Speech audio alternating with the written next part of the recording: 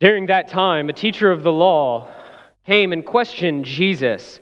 And after hearing about the greatest command, he sought to justify himself. So he asked Jesus, "And just who is my neighbor?" In reply, Jesus said, "There was a man going down from Jerusalem to Jericho when he was attacked by robbers. They stripped him of his clothes, beat him, and went away, leaving him half dead. A priest happened to be going down on the other side, and when he saw the man, he merely passed by. So too a Levite, when he came to that place and saw the man beaten and bloody and robbed, turned up his nose and went on the other side. But a Samaritan, as he traveled, came where the man was, and when he saw him, he had great pity on him. He went to him and bandaged his wounds, pouring on oil and wine. Then he put the man on his own donkey, brought him to an inn, and took care of him. The next day, he took out 2 denarii and gave them to the innkeeper, ordering the innkeeper, 'Look after him. And when I return, I will reimburse you for any extra expense you may have.' Jesus, turning to the teacher of the law, said, 'Which of these 3 do you think was a neighbor to the man who fell into the hands of robbers?' The teacher of the law replied, 'Well, the one who had mercy on him.' Jesus told him, 'Go and do likewise.'" We're continuing this morning our sermon series through the book of Colossians. So I want to encourage you to open up to Colossians chapter 1. That's Colossians chapter 1, and we're examining the supremacy of Christ. Over the summer, we had a long time where we got to look at the identity of our Father in heaven, God as He so introduces Himself in Exodus chapter 34. So now, knowing that Jesus is the visible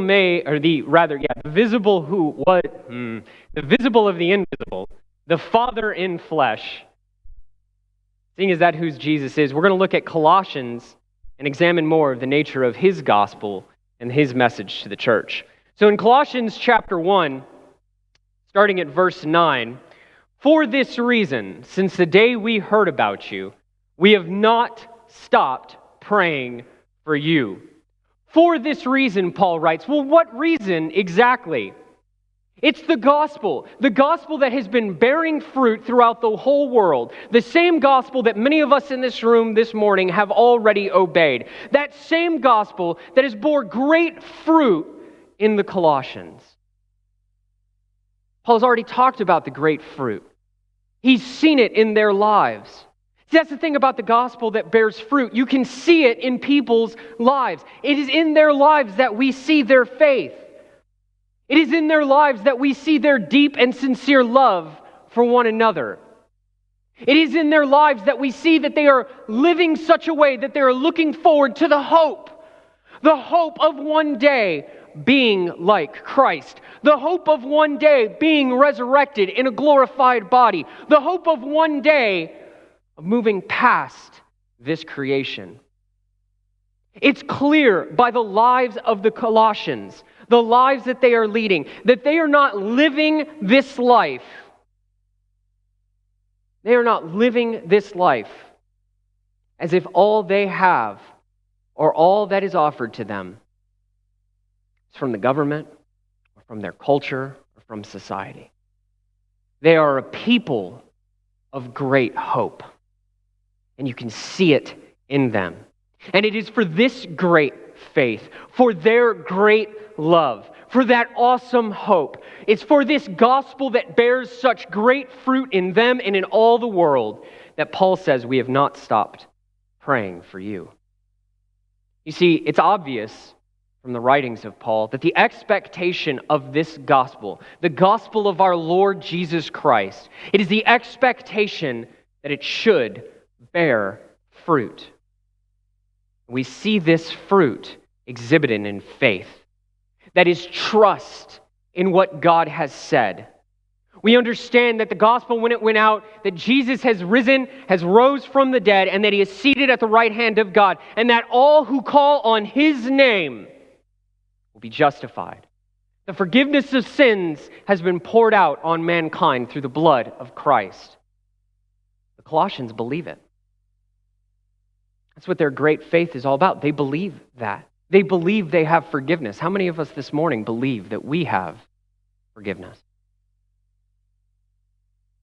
Or how many of this morning have fallen into the apostasy of the law, deciding that the only way we could possibly be worthy of our God is if we do everything right? Church, the Colossians avoided that trap. They're not the Galatians. Paul deals with that extensively in the letter to the Galatians, but they don't buy into those lies. There's going to be other false teachings that Paul addresses in Colossae, but the Colossians understand their faith is centered on the fact that because Christ ascended this cross, because he shed his blood, I can have redemption. And it's because of that redemption that I work. It's because of that redemption, that reconciliation, that cleansing power of the blood that I pursue him.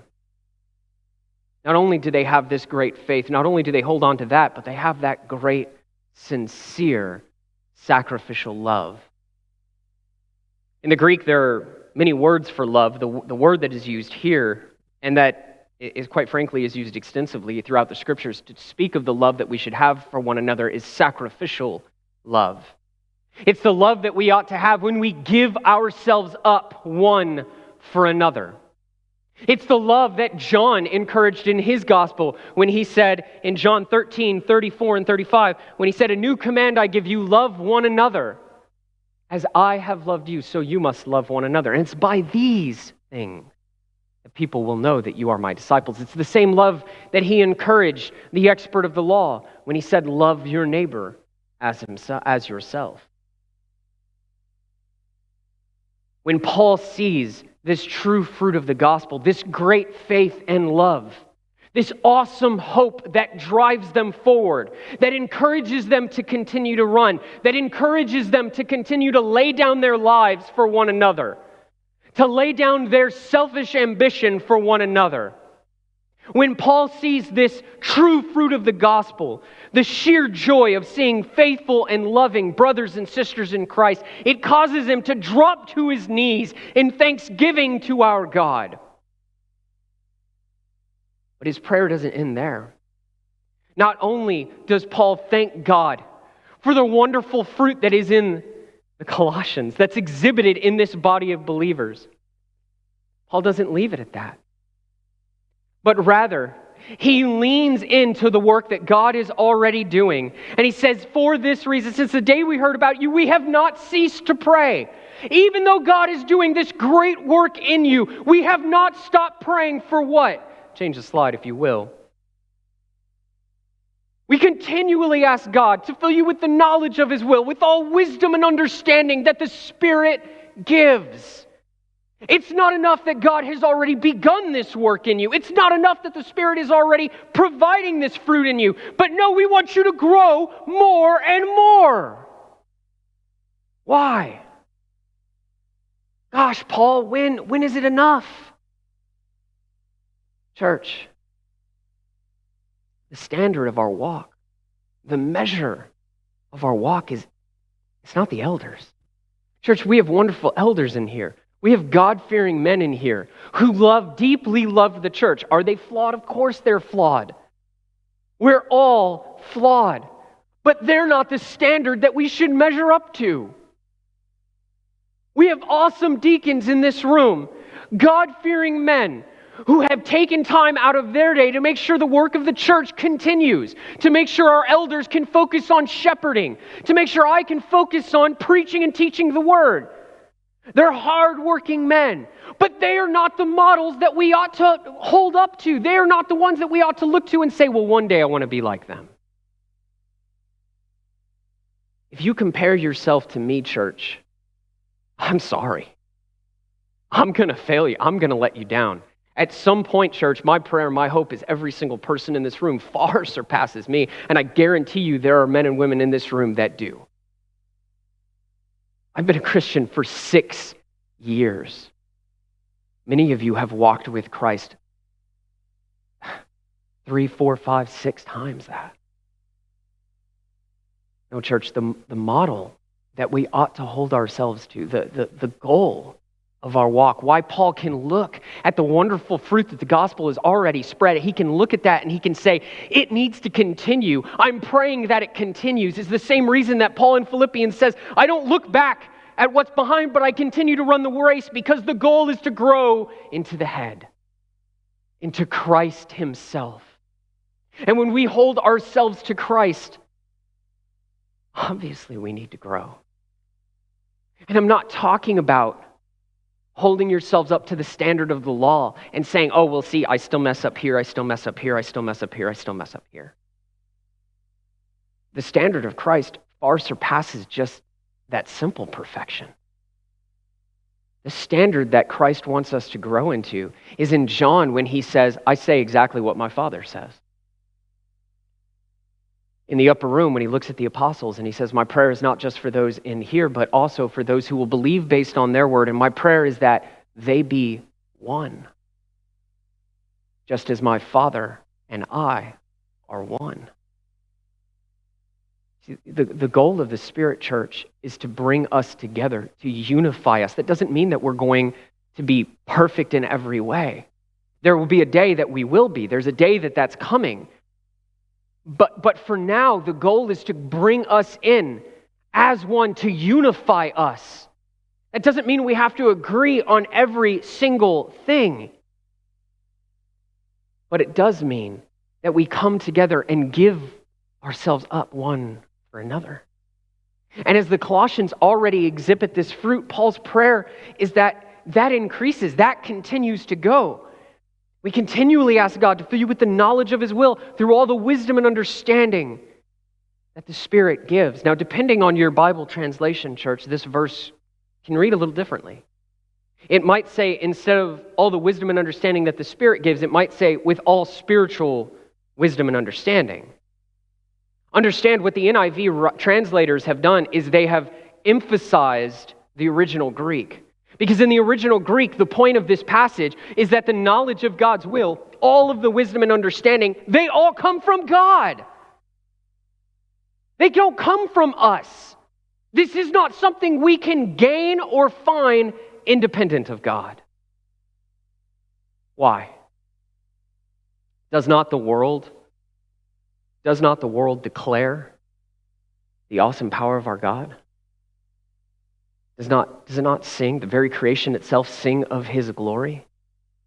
Well, of course. But church, the wisdom and understanding, true godliness, lives that are actually pleasing to him, all of that does not come unless he chooses to make it known. Don't you hear James in chapter 1, verse 5? If any of you lacks wisdom, you should ask of God, who gives generously to all without finding fault, and it will be given to you. Church, it is his Spirit that dwells in all those who have obeyed the gospel, that pushes us and moves us and motivates us to do what is right and pleasing in his sight. Further, it is the Spirit-inspired word that is useful for all teaching and rebuking and correcting and training in righteousness. It is both of these things together. As Ezekiel once prophesied in Ezekiel Chapter 36, I will give you a new heart and put a new spirit in you.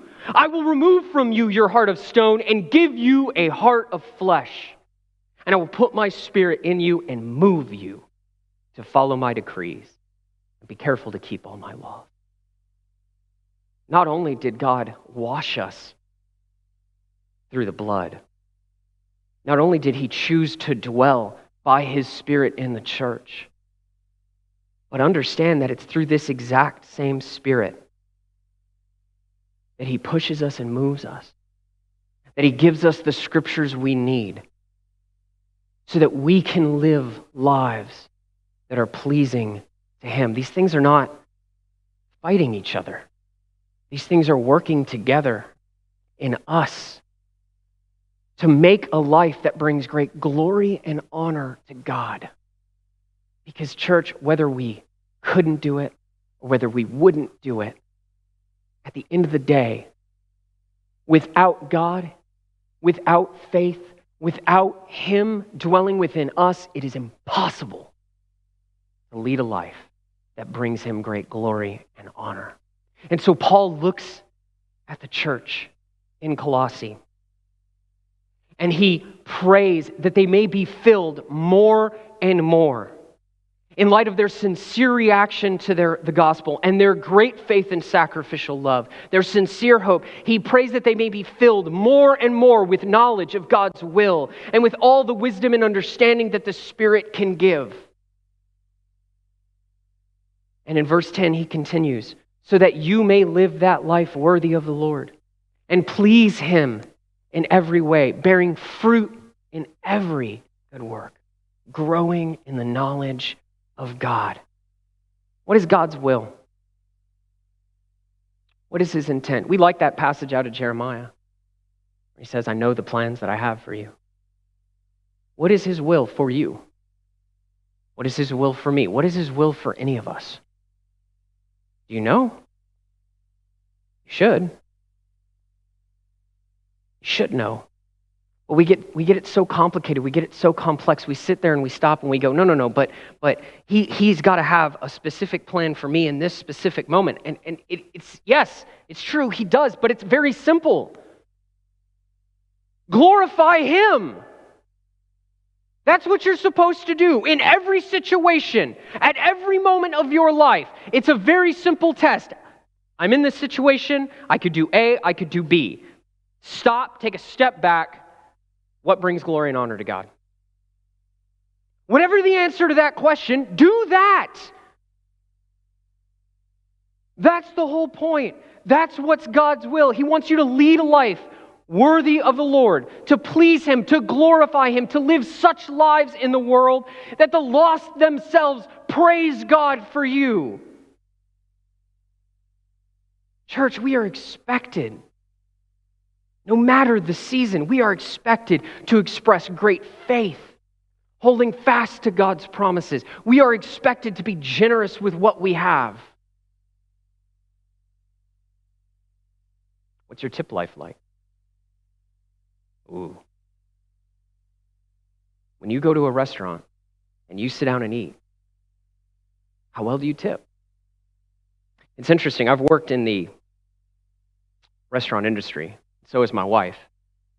And we can both testify that the absolute worst shift possible to work Sunday after church. Why? Because people are upset, they're angry, they've had to listen to some bozo speak for like 30 minutes, right? They're tired, they're hungry, they show up in large groups, and then it's even worse than that because they show up in a large group and they don't like to tip. Church, we should be the most generous people on the planet because we know who sits on the throne. You say, well, Cole, inflation and economic, and all of those things are true. But what a wonderful opportunity to be a blessing to someone else.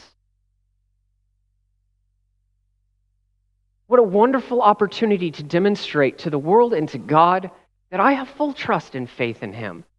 Am I telling you to live beyond your means? No, I'm not. I'm telling you to be wise with what you're given.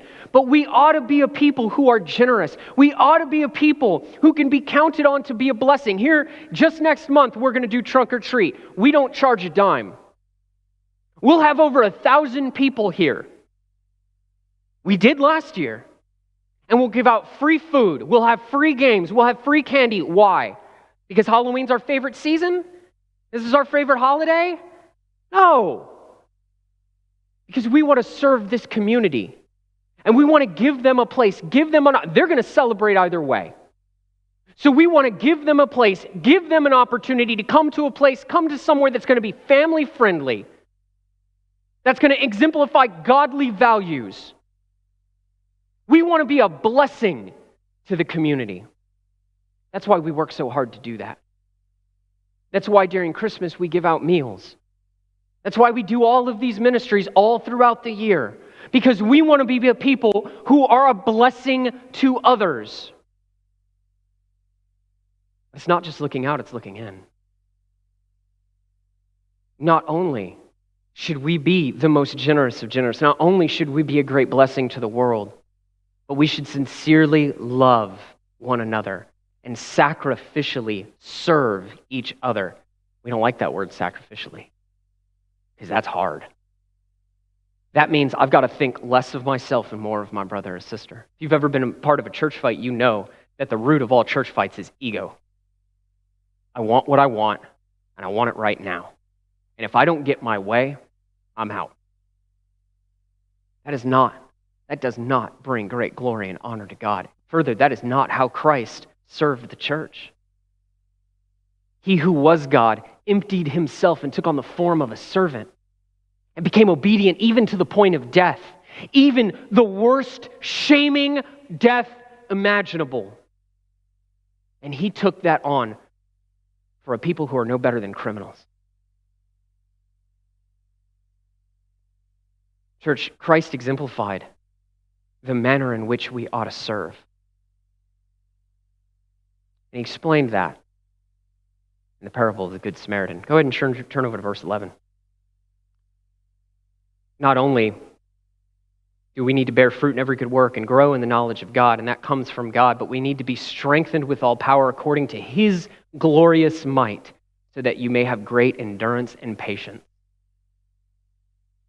Knowing the mission of God towards the church and towards the community, to give ourselves up, to choose to love each other sacrificially, to sincerely serve one another, to put the community before ourselves, to let go of pride, to let go of self, willingly become a servant. And that's a euphemism. The word in the Greek that is used constantly to talk about serving one another is actually the word slave. To let go of self and willingly become a slave to one another. Frankly, that's the easy part, because that's towards each other. The rest of his mission is to bless those who curse us, to help save people who are quite often happy in their sin, even though that sin has left them broken and bloody on the side of the road. When you think of that parable of the Good Samaritan, understand for a second that the man sitting on the side of the road that is beaten and bloody and has been robbed is a Jew. And the Jews hated the Samaritan. It is literally quite possible that when that Jew regained any semblance of consciousness and saw that Samaritan standing over him, binding his wounds, that Jew began spitting and cursing and screaming at that Samaritan. That is how much the Jews reviled them. Many of you know I worked in EMS, and I've had calls where I'm sitting there working on people. Specifically, almost all of them were drug-related. And I'm sitting there giving them medication that is going to save their life. And as they wake up from the high that I just ruined, I have been swung at, I have been spit on, I have been cursed, because all they want is another fix. And I just ruined it for them. Understand, church, that the message that we are bringing to this world is a world that even though they've been left broken and bloody and hurt and destroyed by sin, they want it. They want it more than the worst heroin addict imaginable. They want that sin because they are convinced it makes them feel good. And that is what life is about, feeling good. So, church, we are sent to a people who are going to spit on us when we warn them of the impending judgment, people who will mock us for holding to faith and hope, and people who would kill us to remove any hint of guilt or shame that the message of the gospel might bring. And church, in reality, this still holds throughout the world today. Many of our brothers and sisters all over the world are required to give up their lives for this gospel, for the proclamation and preaching of this gospel. And understand that this is what God has in store for us. This is not a popular message. This is not something that our world wants us to hear. And it is exceedingly difficult to give ourselves up one for another. And so to see this twofold mission of God and the radical faith He calls us to, trusting in Him to lay ourselves down, to see all this going, it takes extreme, radical, divine endurance and patience. I was at the prison yesterday, and when I was finishing out that class that we were teaching, I told the prisoners, I said, following Christ is not for the weak or faint of heart. If you're not ready to do the most difficult, to do the hardest thing in your life that you've ever done, if you're not willing to fight and struggle and kick and claw, if you're not willing to do that, if you're looking for the easy way out, Christianity is not for you. You might as well get up and walk out. Because the call of God on our lives is to give up ourselves. The call of God in our lives is to serve people who are going to hate us and spit on us. That's the call. The call of God in our lives is to follow in the footsteps of Christ. And from the curse, as they hurled insults at him, his statement was, Father, forgive them, for they know not what they do. This level of endurance and patience can only come from a renewing of our minds through God's Spirit that dwells within us and God's Spirit who has given us His inspired word. Go ahead and change it to the last slide. Therefore, church, going forward, let us submit ourselves diligently to both God in prayer and through His word. Let our prayer through the Spirit be bold and unhindered. Let us focus on praying to be more like Christ, to be filled with love, joy, peace, patience, kindness, goodness, faithfulness, gentleness, and self-control. If you know where you lack in the Spirit's fruit, pray that God help you grow in that regard. And if you don't have a habit in prayer, this is how you begin one. You plan out 7 days a week, 3 hours a day to go to... No, I'm kidding. That's the worst possible way to start a habit. The worst, don't do that. If you don't have a habit of prayer in your life, my encouragement to you is 1 day a week, 5 minutes a day. 1 day a week, dedicate yourselves 5 minutes a day to stepping aside and praying to God. As you grow in that, you can add more time to it. But a habit starts by taking one little act and doing it over and over and over again and building success into it. Church, let us submit ourselves to God in prayer and His word so that He may equip us to carry out His mission in the church and in this world. Understand that the calling of the church is not for the weak or faint-hearted. The level of discipline, the all-consuming self-sacrifice required to follow Christ that He Himself demands from His disciples should not be taken lightly. However, the reward that awaits those willing to give up themselves for Him is better than we could possibly imagine. I'm not just talking about spending eternity in heaven. I'm talking about being on an intimate level with God that we could only possibly imagine. That the peace and joy and contentment that we have currently in the Spirit is only a down payment. It's only a sampling of the good things waiting for us in the resurrection. So this morning, if you're here and you have forgotten what it means to follow God, you have let go of the more important things of God, and you're in need of prayer, or if you're here this morning and you've never obeyed the gospel of Christ, you've never heard that you needed to obey it or don't know how, or you would like to learn more about what it means to follow God, we have elders standing up in the back of the room. I'm going to be right over there in that prayer room.